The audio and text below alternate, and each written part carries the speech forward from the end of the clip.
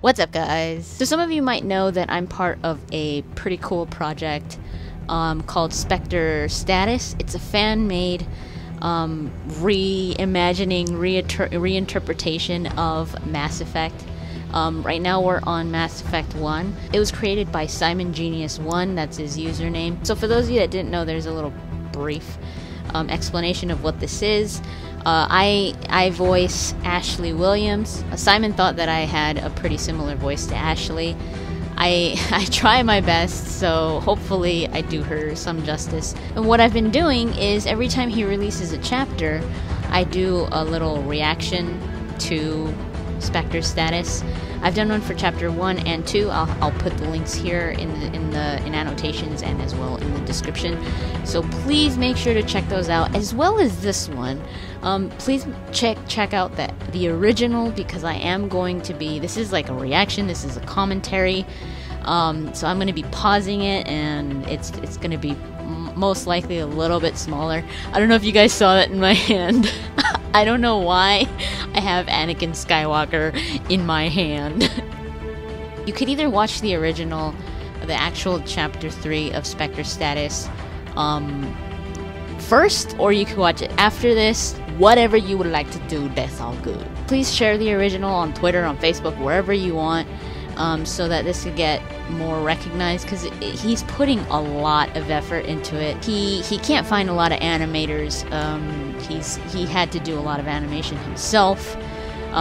So I mean, if you guys know any animators, or if you're animators yourself, contact him. I'll put his information in the description. So yeah, let's start watching Spectre Status Chapter 3.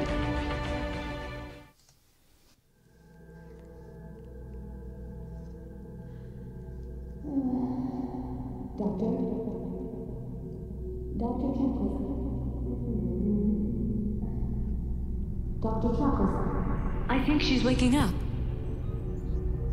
Slowly, Shepard wakes up from what seemed to be a horrifying nightmare. How are you feeling, Commander? Could you tell me what year this is?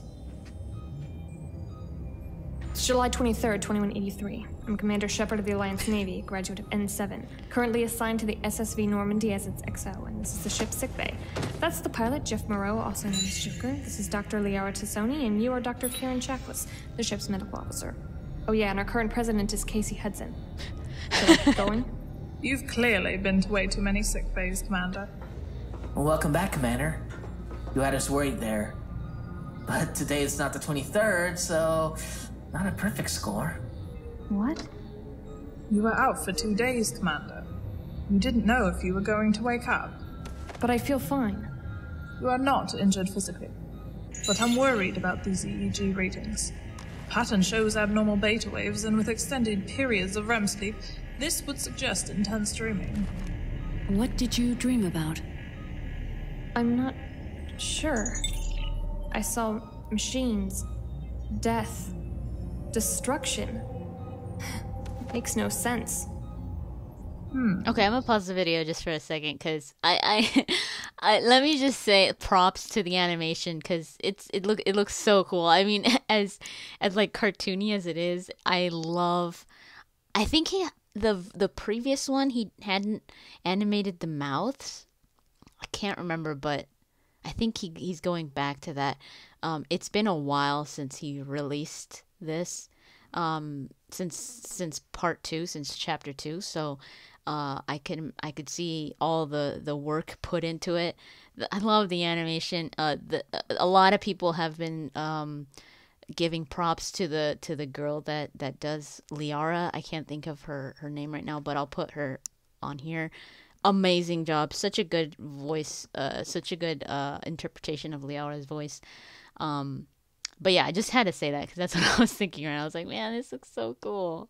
The exposure to the beacon might have caused more psychological manifestations than I initially thought. We need to keep an eye out on it. It's most likely some sort of information transfer that gained access to the commander's mind. Possibly a message directly from the Protheans. Too bad the beacon was destroyed. I would have given everything just to study it. Destroyed? What happened? It might have been damaged already, and activating it caused it to overload. It was my fault. I shouldn't have gotten so close. It's not your fault. You didn't know. And now whatever the Protheans had to say is locked away in your mind. Great. You know, I really hate to be the person to explain how an important historical and technological artifact was destroyed. Oh, and the decorated Council Spectre was killed in the process. Oh, wait! You have to do that, Commander. Joker, shouldn't you be flying the ship? Oh, crap! Who's flying the ship? We're gonna crash without Joker! No, Commander. We've already docked at the Citadel. The Council has requested an urgent meeting, you know, to find out what happened exactly. The captain's just left with Ash and Caden. I need to get there. Shepard quickly gets up to dress. Everyone respects Shepard's privacy except Joker. Stares at the commander. Dr. Chakwas immediately shoos him away. I'm going.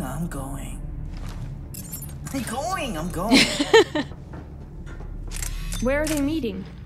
That would be at the Presidium Tower. I can take you there if you'd like.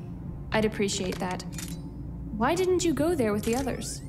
Dr. Tassoni stayed by your side for 2 days. She wanted to make sure you woke up first. Please, call me Liara. That's very kind of you, Liara. It's the least I could do for someone who saved my life. Oh, good old Shepard is Liara. back in her combat armor, and with Liara, they exit the Normandy.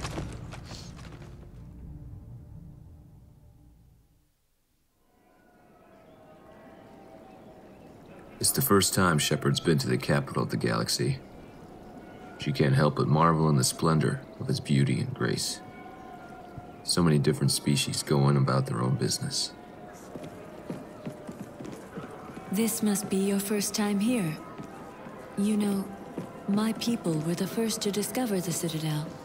And one by one, the other races joined us. The Citadel is the heart and center of the galaxy. Its 5 separate arms can fold and form an impenetrable wall, making it also the safest place in the Milky Way. The Protheans must have been an amazing race of people. Yes, it is a popular belief that the Protheans are the ones who built the Citadel. But my research suggests that they found the Citadel just like we did, and its construction is actually far more ancient. Then who built all these? And what happened to them? To solve that mystery, we should first discover what happened to the Protheans who did once inhabit this place. An entire race can't just vanish without a trace. Some say it was a pandemic, a war.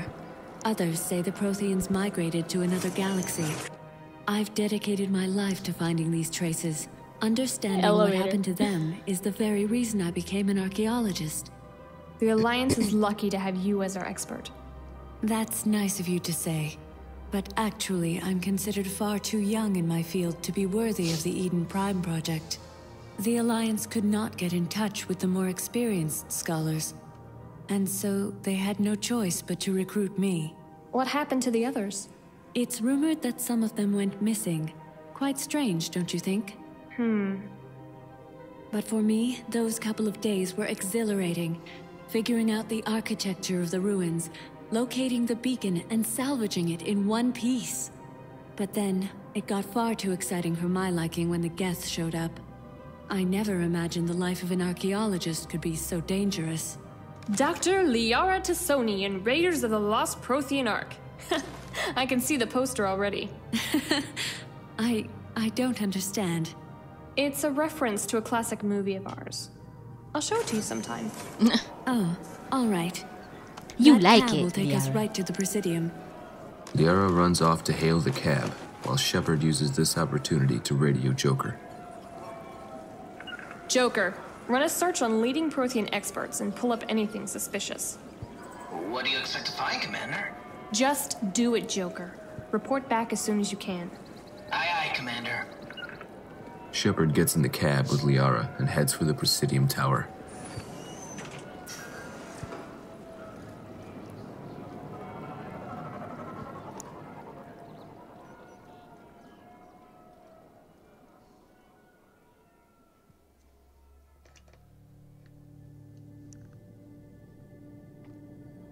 They arrive as the Council is already in session.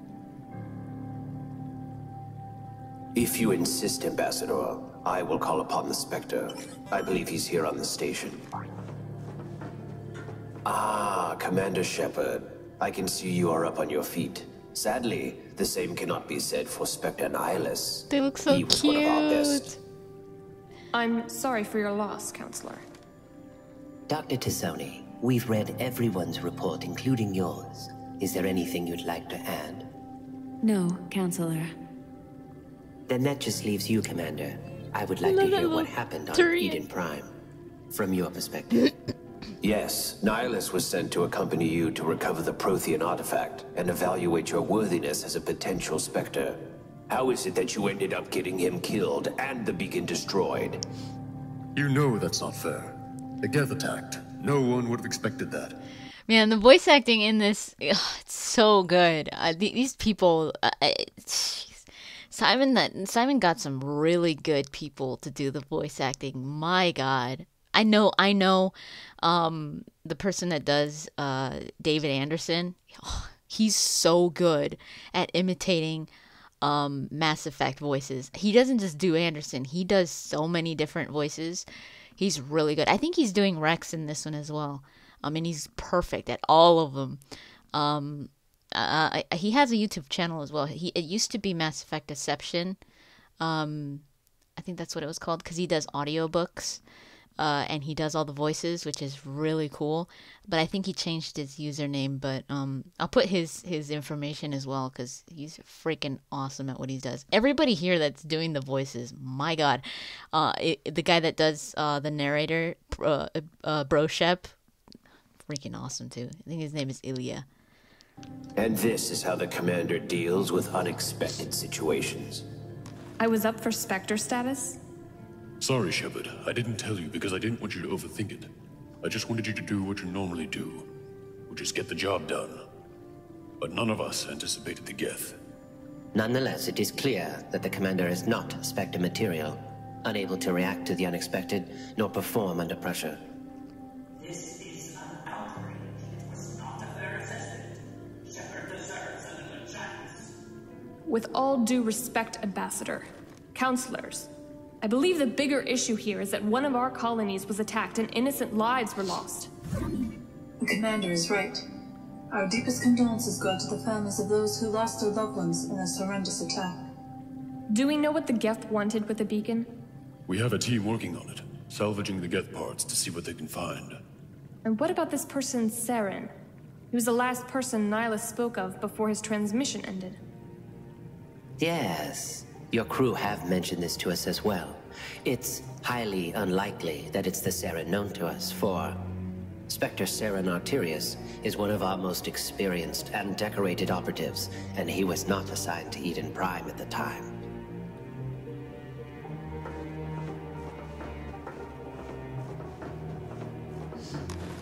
Greetings, counselors. You humble me with such generous compliments. My thanks.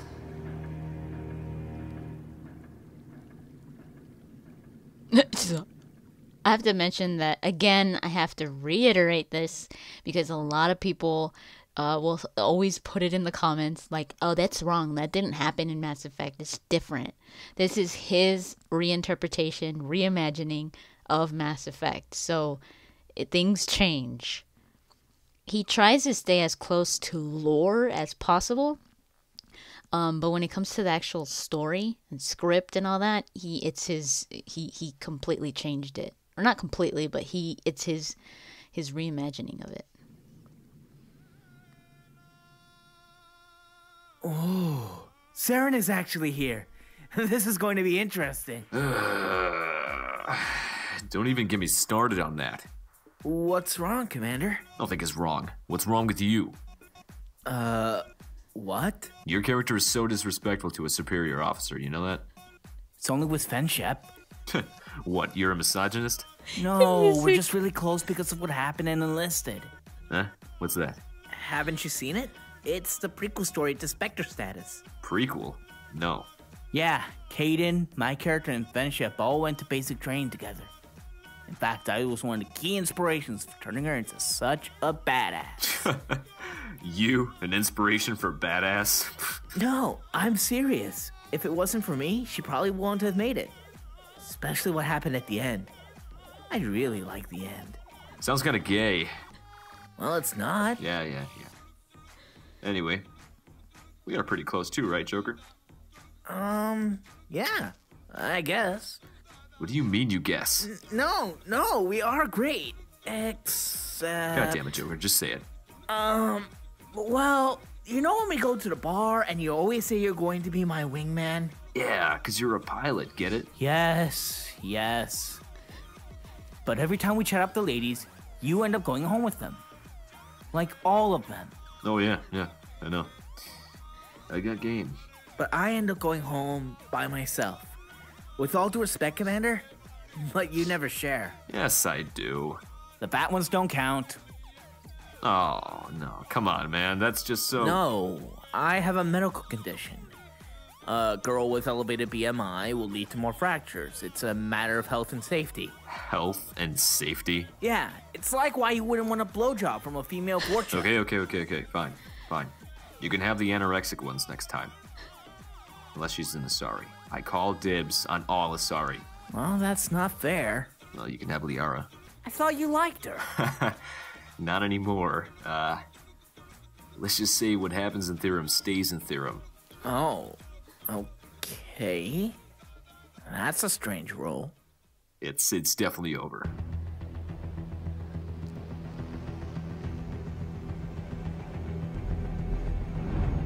So that was Spectre Status Chapter 3. As you could see, it's it's coming along. I thought it was pretty good. I think it's better this way for him to put more time into the chapters instead of thinking of putting them out right as soon as possible. It's better. I think you get a better obviously you get a better outcome the more time you put into it. This isn't all he does, so it's tough. And then the guy that's doing the audio, I mean, he's doing a really good job as well. I really like this one. I think out of the 3, I really liked Chapter 1, but I think this one just showed more. It was more of a serious. I think it really demonstrates what Spectre Status is, because some people in the beginning were thinking that it was a cartoon, and even though it is drawn like a cartoon, it's not supposed to have like that silliness of a cartoon. It has humor, but there's more seriousness to it. He wants this to be taken serious and not like, oh, it's just a freaking parody. It's not a parody. It's an actual storyline, and I think this one demonstrated that. I think it's actually showing people the direction that we're taking this. So yeah, I liked it. I like Chapter 3. So please go check it out, share it, let people know about it, because it does deserve more. I don't know what you guys think, but I think it deserves more attention, more views, because like I said, all of us are putting a lot of effort into it. I haven't recorded any of Ashley's lines anymore since we recorded a while ago, last year. We early in the mid last year, I think, I recorded Ashley's lines throughout chapter, I don't remember if we got up to Chapter 5, but he just sent me a script a little while ago, so I'm going to be doing that again. I was waiting for my asthma to clear up so that I could go ahead and record, because even though he says that my voice sounds like Ashley, or at least like the tone, I still have to put a lot of effort into getting Ashley's voice. I really have to listen to her, and it's not just me talking. I really try to add. I have to make her voice a little more husky. So I do end up really straining my voice in the end, because I want to try to get it as spot on as possible, especially with the level of voice acting in this. I really have to bring my A game up, because I think everybody's doing such a great job. Let me know what you guys think in the comments. That's pretty much it. Thank you so much for watching, and I'll talk to you guys later.